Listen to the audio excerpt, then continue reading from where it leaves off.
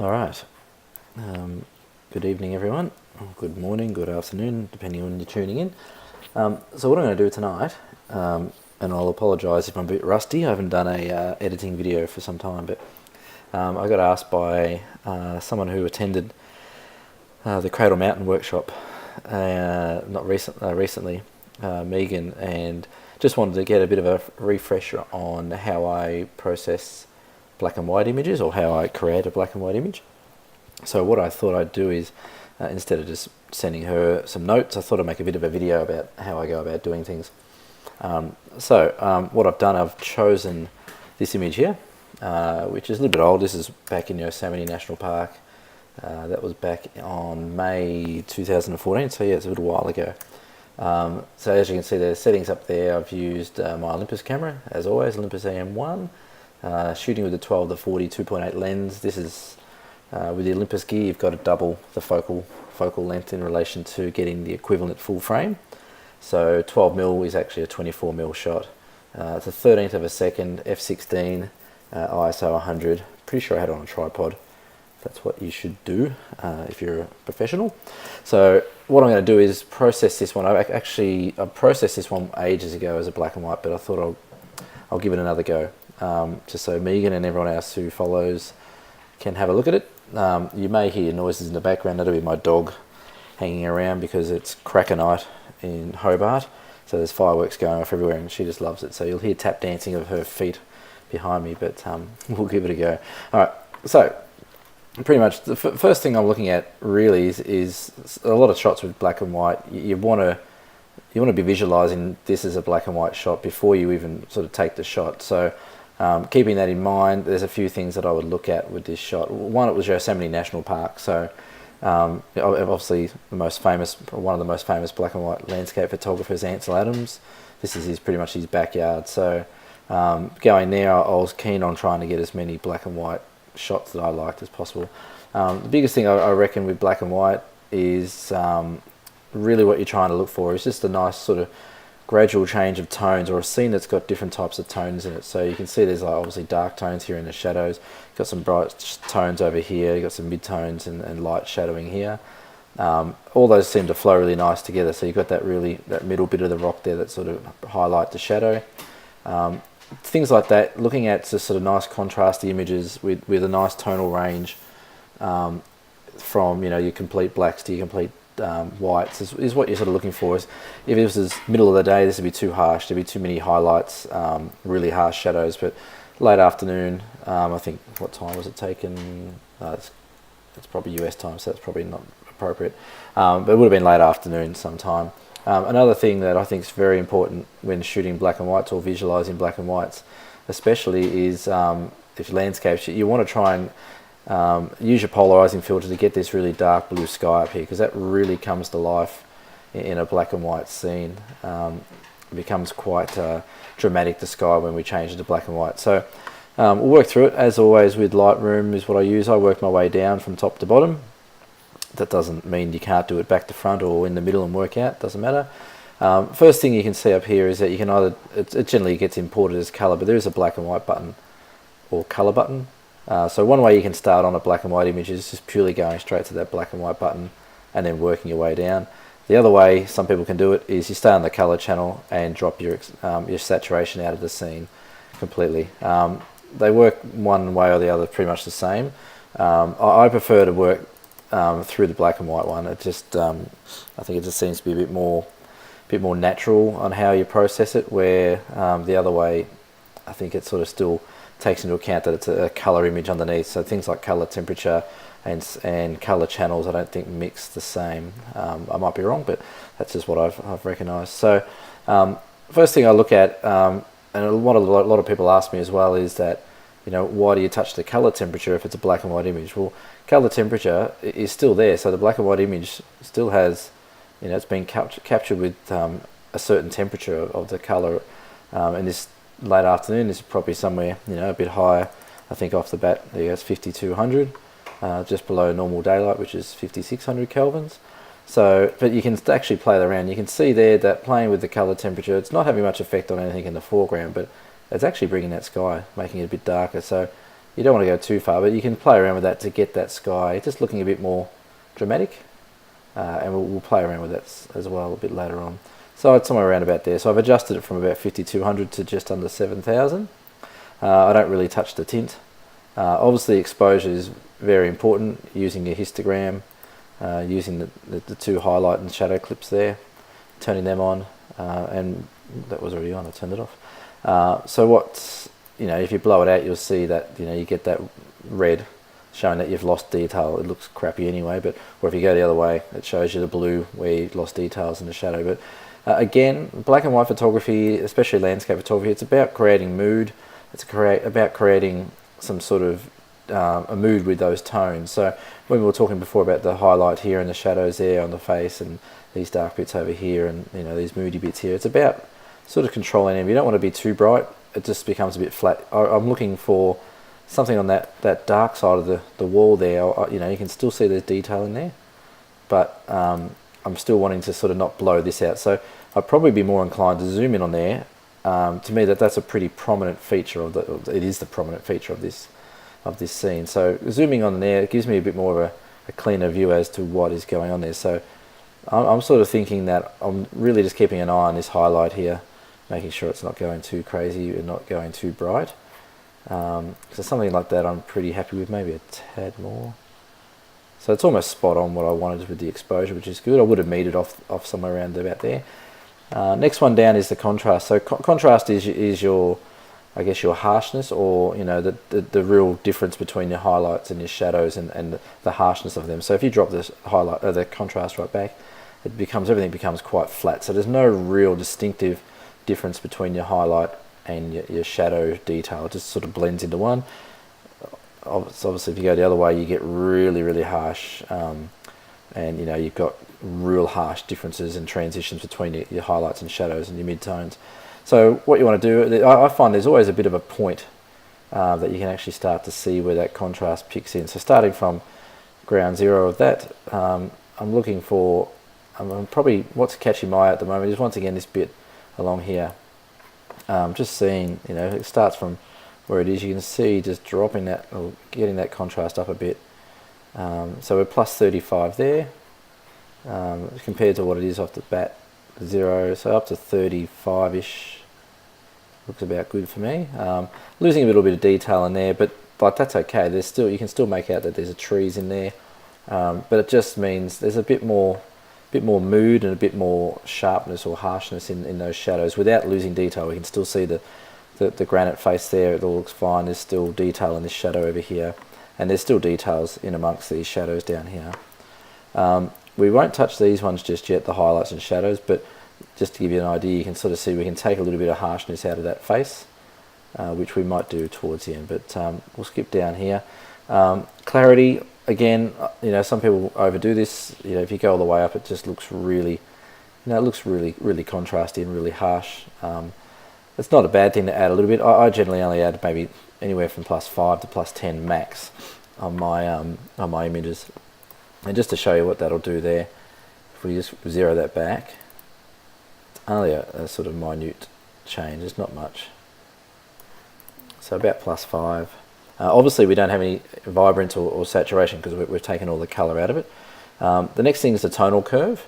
Once again, this controls your contrast as well. So what you've already added up the top here in contrast, you can sort of fine tune again through here. So if we add, look at the highlights there, you can see that face. You can see there's a bit of a difference there. Maybe I'll zoom in a bit better. You can see that it really starts to, it's sort of separating those highlights. There's all different sort of variances of highlights there. So this bit here is a bit brighter than this bit, which is a bit brighter than that bit, which is a bit brighter than that bit. So that's what you're talking about, your tonal range. So I'm thinking overall, let's have a look here, somewhere about 35 maybe. And then the opposite end of the scale, it's pretty dark as it is. The shadows are pretty dark as it is, so I probably wouldn't be going too much. Again, I'll probably be looking at this bit up here, maybe -10. It's getting a little bit too contrasty. So what I might do is I go back up to here and just drop it back as a global contrast there a bit. Maybe maybe take off 10 points, back to 25. So again, that's looking pretty good. It's a bit dark up here, but once again, this is the hero of the shot, this bit here, and I really like this sunlight here in the trees. And I'll probably do something towards the end of this in a way of really standing out that mountain. But so that'll be enough for the highlights and shadows. Here in the black and white, you can actually play with the color channels again. So this is a bit like, if you remember the days when you used to shoot film cameras, they used to have the different colored filters on the front. They used to affect the different color channels coming through. So, you know, if you had the opposite the blue filter on the front, like a yellow filter or something like that, it actually punched that sky out a lot. But it makes it a bit easier in Lightroom. You can sort of just play around. So we know the sky is blue. We can actually make that look a bit more even dramatic than what it was. So being careful not to start fringing on the edges. Sometimes you get a bit of a fringe around the edge of those things if you go down too far. So if I can show you what it looks like, you can sort of see that it's not a natural edging. It's sort of because you're really playing around with it. So again, don't go too far with it. I'd be sort of thinking maybe somewhere about there. Other colours that we know they're in there's probably a fair bit of yellow. If we slide the yellow, again, that's a highlight that's playing around with, so I probably wouldn't play around with too much of that. Maybe even anything, take a little bit out. The green, obviously the trees are green. You can see there that it's almost like the shadows are moving. What I'm paying attention to here is probably this bit over here. It's a bit dull, this bit here, but playing around with the green sort of just adds a little bit of contrast in there. I probably wouldn't touch too much there. Sharpening, again, I'd probably add no more than 50 in sharpening. I know I always add a little bit of a noise reduction in there as well. Just helps with a bit of grain, even though it's ISO 100, there shouldn't be much grain there, but it just helps a bit, so that'll make a little bit of a difference. So we're coming along okay. Now, depending on what camera you use, Olympus cameras remove chromatic aberration in camera, and they also have inbuilt lens profile correction. So for Lightroom, I don't need to press these, but if you're using Canon, Nikon, Sony, Panasonic, whatever it may be, you'll have to click on those. The last bit down here is a bit of vignetting. Obviously vignetting darkens the edges, so I don't want to go too crazy with this, because if you look at what we've got here, we've already got a dark edge up here, we've got a dark edge down there, that's a bit light there, which, if anything, I'd probably leave the vignetting as it is and maybe go back up and play around with a bit of burning, or a bit of dodging, whichever way it is, in there. So up here you can actually choose a tool that allows you to play around with the exposure. I'll just bring up the mask there. So because this edge is quite dark, if anything, I'd probably be looking to try and just match that area up with the other side a little bit in way of exposure value. So I'm sort of trying to create my own vignetting effect. So along there, turn that off so I can actually see what I'm doing. And here, you know, I'd probably just darken that edge just to try and sort of almost match it up with, it might even be worth going through there as well. Just trying to match it up over to here, that sort of value of the sky, without going too much. So that looks about right. Press done down there. So, you know, at the moment, if we go from what it was colour, sort of is black and white, we're still keeping that, you know, there's that beautiful rock face there. There's plenty of detail in here. You can actually see the looks like the granite going through, or the quartz going through, if there's such a thing over there. There's plenty of detail there. This shadow detail here, I'm not too fussed about that, because it's really not interesting. You know, if we brought the exposure right up to see what's in that foreground, there's nothing really going on there. So it's not really worrying me. I like the fact that, you know, I like the fact that these sort of trees here are actually framing this thing. So you've almost got like an arch there, and then an arch there. So the only other thing I'd probably look at doing with this one is, I'm finding this side, you know, a little bit distracting, that a bit distracting. So I might even just crop it in a bit, just from the bottom up. There's a bit of dead space down the bottom, and try and maybe just crop it out a bit, something like that. We've got that nice little bit there that's sort of cut off okay, and we've got, it might be a bit too much. Maybe we'll just bring it down a bit. Yeah, something like about there, and that'd be personal choice, what you like.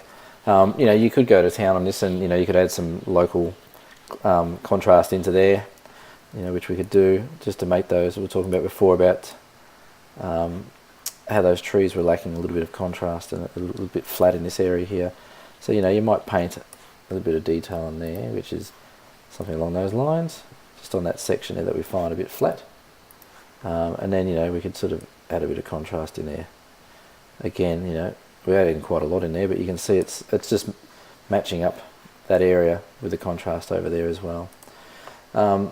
Something else I like to do is whenever I'm sort of exporting, I always put something exported into Facebook. God help us, everything's social media. Export it into Photoshop. Maybe add a little bit of sharpening to it for printing. Sometimes with black and white, I also like to add a little bit of a color tone. So I'll show you exactly what I do. So with this one, we would look at, where are we? Might have to do it the other way. I'll just pop that up there.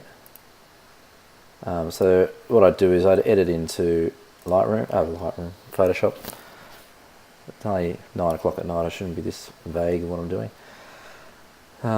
So that should open up in PS Photoshop, which it will, once my computer figures it out.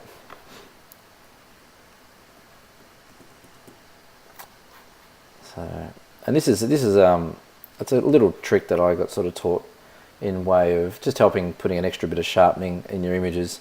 And then what I do is when I bring it back into Lightroom, there's probably an easier way to do it. I just do it this way because it's habit, but I'll show you. So what we're going to do is duplicate the layer. So we're going to duplicate that background layer. We're going to add a filter over the top of that. So what we're going is in the filters, it's called a high pass filter. And what it does, it just sharpens the lines or the edgings of the images, not everything. It's just, you can actually set the radius to how harsh you want it to do it. So I generally do it at least 2 or less in radius, so I do 1.8. And then what we do there is you drop down that bracket there and choose soft light. Now if we zoom in, hopefully you might not be able to see it on the resolution of this video, but if we turn that on and off, that's off and that's on. So there's definitely a difference in sharpness. It just fine tunes everything a bit more. So what we do then is I just flatten that layer. I always have a bit of a look at the levels in Photoshop, just to make sure, especially with printing. I always bring it back just a little bit from both edges, not too much, just enough to capture those 2 edges there. And then obviously change, that's just something we need to do. I then save it. It then automatically saves it back into Lightroom somewhere. So here is the saved image versus the original one we did. So those two there, I can definitely see a difference in sharpness. But what I like to do, and this is just a bit old school, is just play around with the color temperature on this saved image. So you're putting a color temperature over the top of it, and sometimes you can go up and do like sepia type of look, or you can go the other way and do a bit more of a cooler look, so almost like a really silvery type of look. With this one, I don't know, either way works, I reckon, but I think we might stick with the silver. And what I do then is when I come back to that, so you notice at the start of the video I said I don't really touch these much at all, but when it comes back and you add this silver tone or this cool tone to it, and we played around with the levels a little bit in Photoshop, sometimes I like to just drop the highlights back a little bit, not much, maybe -15, just to make sure that everything's sort of tied in nicely. But if we turn that off and turn that off, that's pretty much how I would process a black and white. I know that'll print up nicely because it's a sharp image, shot at the right time of day. It's f16, so it's got a lot of depth and sharpness through it. Used a tripod at a 13th of a second. That should be printing out really nice. But with black and white, what you're looking for really is you're looking for some mood and some tonal range. If you really like your black and white, definitely look into Ansel Adams. Look into the zone system. Ansel Adams designed a system for metering, which really set the course of black and white photography, because it just allows you to really understand what's happening in your scene. Similar to dynamic range, but it's how you set the exposure in that scene to make sure you're capturing exactly everything that's in there, and especially giving your image the best chance to get a really nice, beautiful tonal range from pure black to pure white. throughout the whole scene. That's what you're looking for with black and white is tonal range. So the more tonal range you can get in your black and white, the more moody they'll be, the more interesting they'll be, and the better story they'll tell. So, but anyway, I hope that's helped. Feel free if anyone's got any questions, or if you want me to edit something else, or something that you're struggling with editing. I'm not saying I'm the best editor in the world. Far from it. I don't use Photoshop that much. I use mostly Lightroom. But yeah, this is a nice, clean, natural way of editing natural landscape images. So if you want some help, I'm always free to answer questions, or if you want me to do a video on a certain image that you've seen of mine, just chuck it in the comments or shoot me an email. All right, thanks guys. Have a good night.